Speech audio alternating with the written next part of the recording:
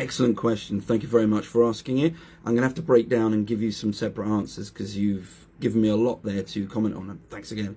So to start with, Romans wouldn't have built in wooded areas. They would only build in unwooded areas. So that is to say spots which had strategic importance. You can see clearly around you. More importantly, or as importantly, it needed to be a spot where you had access to water. Now, in terms of how much water a Roman camp needed, that's dictated by how big that was. You know, are we talking a couple cohorts, for example? We're talking, by the way, sort of mid-1st century AD Roman marching camps, that kind of a thing. How much water did they need? Again, if you think of a Roman legion, estimates vary, okay, on how much water, but you've got to think roughly 5,000 men. Each of those individuals needs around 4 litres of water a day, depending on what they're doing, okay? So we're going for ballpark figures here. And then you've got 330 odd horses. Well, they need around 25 litres of water a day.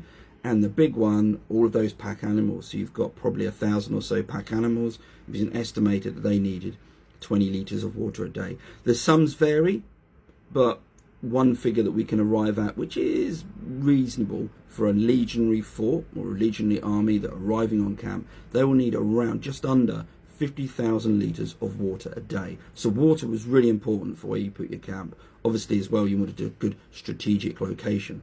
As for the second part of your question, the whole pre-built modular components thing is a really good suggestion, but the Romans didn't really go for that, largely because initially when you're building a camp, be it permanent or a temporary one, it's pretty basic, and it was dug out.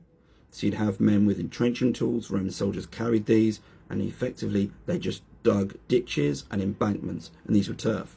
And you might have some wooden stakes that you could put around and arrange, so you had some basic fortifications there, but largely speaking these were dug in and dug up of the earth. Now as the fort developed, obviously you had the option of whether or not you started fortifying it using wood and then eventually stone, and that would apply to the permanent camps, and again depending on the size. But for the temporary marching camps, of which there are a lot, probably wouldn't do that. You wouldn't need to, because you're only going to be there perhaps a few days, perhaps a week or something like that. And what's really cool is in some of the marching camps that we found, there are these camps that are nearby, and this is in Roman Britain, by the way, these camps nearby that look like they were actually practice camps.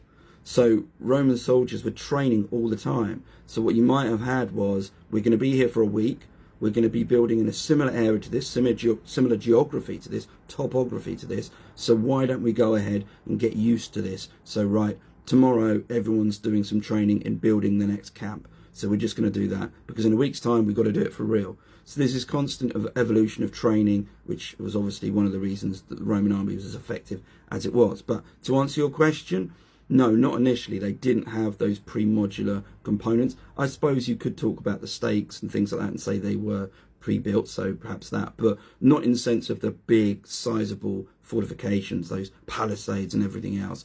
It's unlikely they would have been carrying all of that gear around with them. That would have been a later development, or most likely a later development, and again, with the more permanent structures.